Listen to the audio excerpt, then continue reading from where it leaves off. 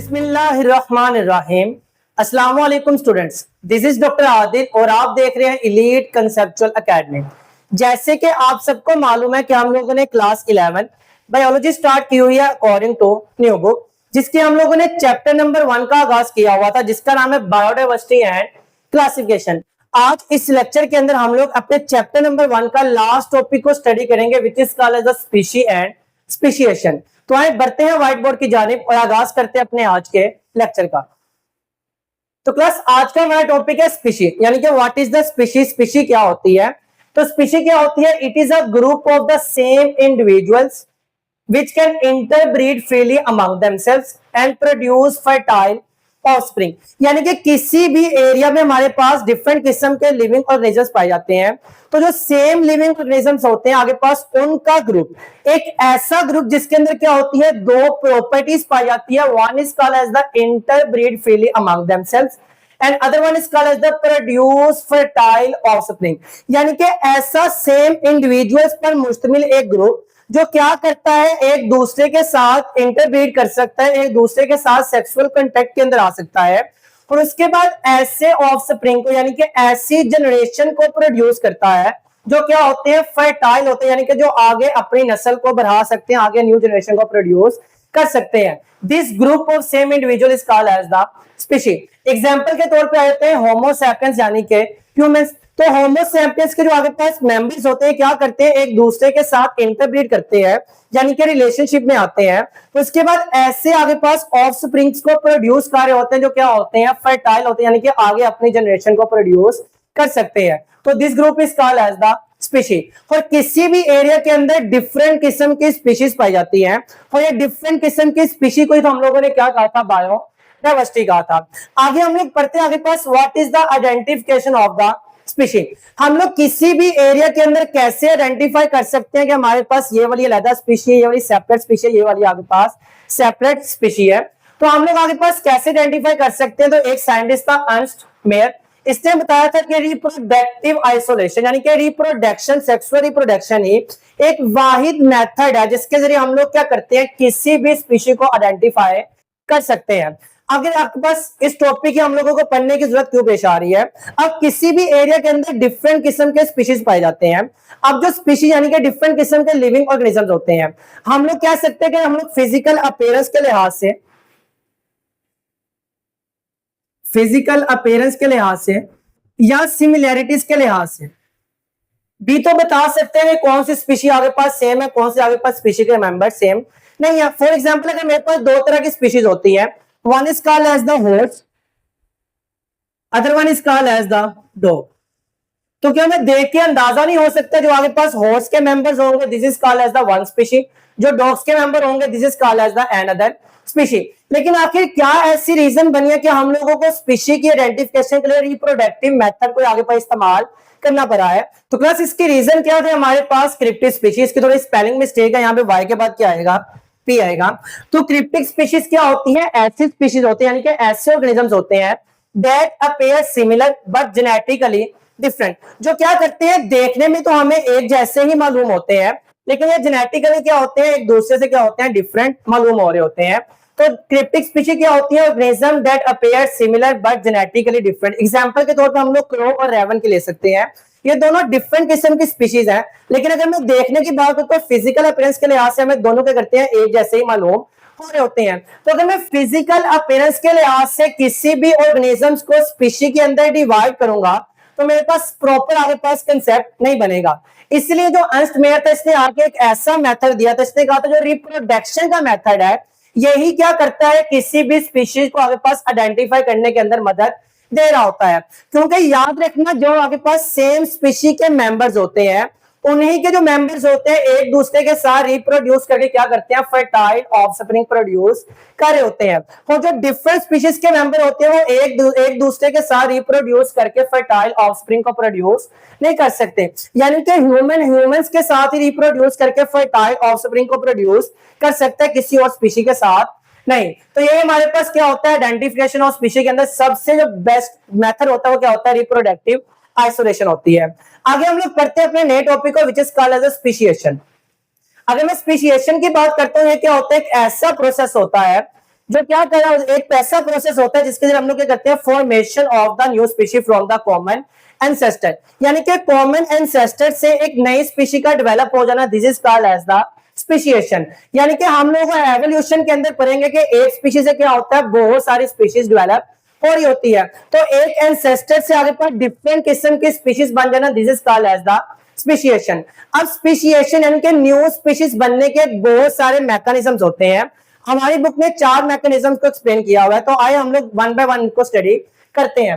One is called as the allopatric species, other one is called as the peripatric speciation, third one is called as the parapatric speciation and fourth one is called as sympatric speciation. तो हमारे पास what is the allopatric speciation, ये आगे पास एक ऐसा mechanism होता है जिसके जरिए कोई भी आगे पास स्पीशी एक नई स्पीशी को प्रोड्यूस करती है, कैसे, बाय द जियोग्राफिकली सेपरेशन।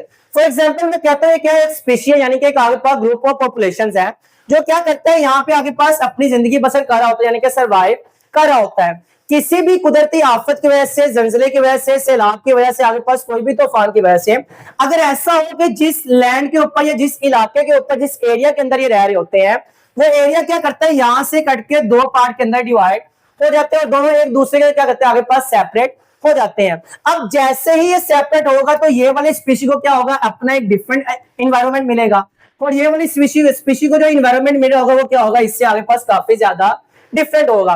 और ये वाली स्पीशी क्या करेगी, अपने ही इन्वायरमेंट के मुताबिक एक दूसरे अपने आप को क्या करेगी, अडॉप्ट करने की कोशिश करेगी, और ये वाली स्पीशी के मेंबर क्या करेंगे, आगे पास एक अपने इन्वायरमेंट के मुताबिक खुद को अडॉप्ट करने की कोशिश करेंगे। और जब दोनों आगे पास मेंबर्स एक दूसरे के अपने अपने इन्वायरमेंट के मुताबिक खुद को अडॉप्ट करने की कोशिश करेंगे, तो इनके अंदर ऐसी चेंजिंग आएगी जो क्या करेगी, उनको अपने इन्वायरमेंट के अंदर सर्वाइव करने के अंदर रोल प्ले कर रही होगी। तो आपके पास जैसे जैसे वक्त गुजरते जाएगा तो काफी अरसा गुजरने के बाद इनकी जो प्रॉपर्टीज होंगी वो दूसरी वाली स्पीशीज से क्या होगी, बहुत ज्यादा डिफरेंट होगी। तो हम लोगों को देखने में लग रहा होगा ये आगे पास क्या है, डिफरेंट किस्म की स्पीशी, और ये आगे पास क्या है, डिफरेंट किस्म की स्पीशी है।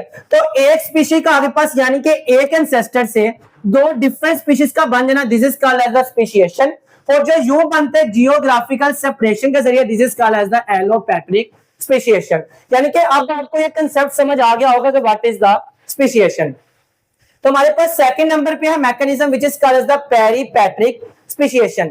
याद रखना, पेरी हम लोग क्या होता है, पेरिफेरल यानी कि साइड पे। इसमें क्या होता है, फॉर एग्जांपल ये हमारे पास थी लिविंग ऑर्गेनिज्म, यानी कि एक पॉपुलेशन थी जो एक एरिया के अंदर रह रही थी। इसके आगे पास पेरिफेरल के अंदर क्या करते हैं, यानी कि जो पेरिफेरल के अंदर आगे पास लोग होते हैं, जो लिविंग ऑर्गेनिजम्स होते हैं, ये क्या करते हैं, खुद को इससे क्या करते हैं, सेपरेट कर लेते हैं। जैसे कि हमारे पास जो दूर दराज के इलाके होते हैं, अगर कोई सिटी के अंदर है तो वो क्या करते हैं, जो आगे पास सिटी के अंदर लोग मौजूद होते हैं उससे एक दूसरे को आगे पास क्या करते हैं, डिफरेंट सेपरेट कर लेते हैं। हमारे पास जो होल पॉपुलेशन होती है उसके क्या होती है, पेरिफेरल साइड पे जो आगे पास लोग होते हैं वो क्या करते हैं, एक दूसरे से सेपरेशन कर लेते हैं, यानी कि ताल्लुकात को करते हैं, खत्म कर देते हैं। हत्ता कि वो क्या करते हैं, एक दूसरे के साथ रिप्रोडक्टिव मैकेनिज्म के अंदर भी नहीं आते, यानी कि जीन का आगे पास फ्लो भी नहीं हो रहा होता।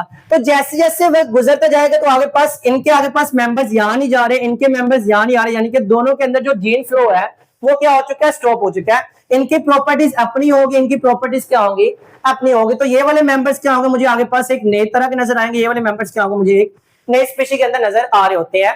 और जैसे जैसे वक्त गुजरता जाएगा आगे पास ये वाले क्या बन जाएंगे, एक सेपरेट स्पीशी बन जाएंगे, ये वाले क्या करेंगे, एक सेपरेट स्पीशी बन जाएगी। और इस मेथड के जरिए जो आगे पास स्पीशिएशन हो रही होती है, यानी कि जो नई स्पीशी बन रही होती है, this is called as the peripatric speciation. Third number पे हमारे पास आ जाता है पैरापैट्रिक स्पीशिएशन। अगर मैं पैरापैट्रिक स्पीशिएशन की बात करूं तो पैरा यानी कि हमारे पास पैरेलल आगे पर रिलेट कर रहा होता है। तो इसमें क्या होता है, हमारे पास एक ऑर्गेनिजम्स था, यानी कि ऑर्गेनिजम्स का पॉपुलेशन थी, कोई आगे पास बैरियर नहीं आया, कोई इन्वायरमेंट के अंदर चेंज नहीं हुआ। इसमें क्या होता है, आगे पास बैरियर आता है, दोनों आगे पास लैंड्स क्या करते हैं, एक दूसरे से सेपरेट हो जाती है। इसमें क्या करता है, इस वाला इन्वायरमेंट सेपरेट होता है, ये वाला इन्वायरमेंट सेपरेट होता है, खुद को अडॉप्ट कर रहे होते हैं। लेकिन इसमें क्या होता है, सोइल के अंदर मसला आता है, यानी कि सोइल के अंदर आगे पास कुछ चेंजिंग आ रही होती है, लेकिन इन्वायरमेंट क्या होता है, सेम होता है। यानी कि एक आगे पास पॉपुलेशन के साथ साथ ही दूसरी पॉपुलेशन भी सर्वाइव कर रही होती है सेम इन्वायरमेंट के अंदर। लेकिन जैसे जैसे वक्त गुजरता जाता है तो एक स्पीशी एक आगे पास न्यू स्पीशी बन जाती है और दूसरे जो मेंबर होते हैं वो किसी न्यू स्पीशी के अंदर डेवलप हो जाते हैं। And this mechanism is called as the parapatric speciation. Example के तौर पर उसने ग्रास का बताया हुआ है, एंथोजेंथन, एडोरेटम। ये एक आपके पास ग्रास है, यानी कि आपके पास प्लांट के एक आपके पास टाइप है जो क्या करती है, सॉइल के अंदर आपके पास ग्रो कर रही होती है। अब अगर मैं इसकी बात करूं ना, तो इसके अंदर होता क्या, आपके पास फॉर एग्जांपल ये एक एरिया है जहां पे क्या करती है, ग्रास ग्रो कर रही होती है। अब इसमें क्या होता है, ये वाला हमारा जो पॉपुलेशन है, मैं कहता हूं इसके आगे पास जो सोइल है वो क्या है, बहुत ज्यादा फर्टाइल और क्लीन है। लेकिन हमारे पास ये वाली जो सोइल है इसके आगे पास बहुत ज्यादा टॉक्सिमिटी, यानी कि आगे पास ये क्या है, कंटेमिनेटेड है, यानी कि बहुत ज्यादा पोल्यूट है। अब जाहिर बात है वो वाली ग्रास जो क्या करेगी, यहां पे ग्रो करेगी, वो खुद के अंदर ऐसी चेंजिंग लाएंगी, अपने अंदर ऐसी अडेप्टेशन लाएंगी जो से क्या करती है, इस सोइल के अंदर ग्रो करने के अंदर या सरवाइव करने के अंदर रोल प्ले कर रही होती है। और यहाँ की जो आगे पास होंगी वो क्या करेंगे, ऐसी चेंज लाएंगे जो क्या करेंगे, उसको इस इन्वायरमेंट के अंदर सरवाइव करने के अंदर मदद दे रही होगी। और दोनों क्या करते हैं, अपने जेनेटिक म्यूटेशन के अंदर इतनी वेरिएशन ले आते हैं कि हमें जैसे जैसे वह गुजरता है हमें मालूम हो रहा होता है कि ये आगे पास क्या है, एक सेपरेट स्पीशीज है, ये आगे पास क्या है, एक सेपरेट स्पीशीज है। तो आगे पास सेम इन्वायरमेंट के अंदर अगर दो ऑर्गेनिजम्स, एक जैसे ऑर्गेनिजम्स हो, लेकिन कुछ आगे पास चेंजिंग की बुनियाद पे खुद को एक नई स्पीशीज के अंदर डेवलप कर ले, this pattern is called as the parapatric speciation. और एग्जांपल आपके सामने है। और लास्ट में हम लोग पढ़ रहे होते हैं सिम्पैट्रिक स्पेशिएशन।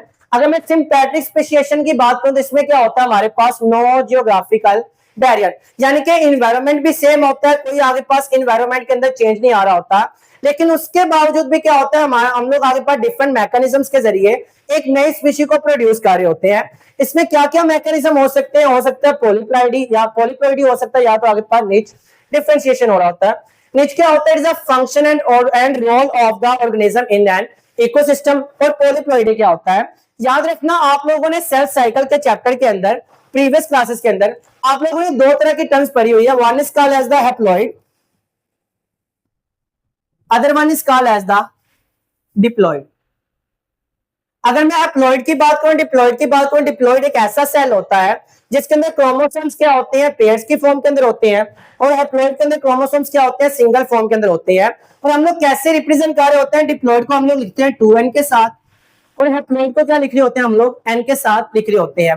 तो कॉमनली हमें नेचुरली क्या होता है, हैप्लॉइड मिलते हैं सेल्स, या तो आगे पास डिप्लॉइड नंबर ऑफ क्रोमोसोम मेरा होता है। लेकिन कोई भी ऐसा जानवर जिसके अंदर क्या हो, ना तो हैप्लॉइड पाया जाए ना तो डिप्लॉइड पाया जाए, बल्कि इससे डिफरेंट किस्म के आगे पास और नंबर्स पाए जाते हैं क्रोमोसोम के, this is called as the polyploidy. ये क्या होती है, एनाफेज के अंदर सेपरेशन के दौरान नंबर ऑफ क्रोमोसोम्स क्या होते हैं, आगे पास ज्यादा या कम हो जाते हैं। अब ऐसी कोई भी स्पीशीज जो क्या करती है, आगे पास नंबर ऑफ क्रोमोसोम या तो ज्यादा हो जाए या तो कम हो जाए, तो उनकी सारी की सारी प्रॉपर्टीज क्या होती है, दूसरी स्पीशीज क्या होती है, डिफरेंट हो जाती है। और इनके अंदर वो वाली स्पीशीज क्या करती है, नई वो वाले आगे पास ऑर्गेनिजम्स नई स्पीशीज को डेवलप करते हैं जो क्या होते हैं, एग्जैक्ट मल्टीपल होते हैं, किसके, हैप्लॉइड के।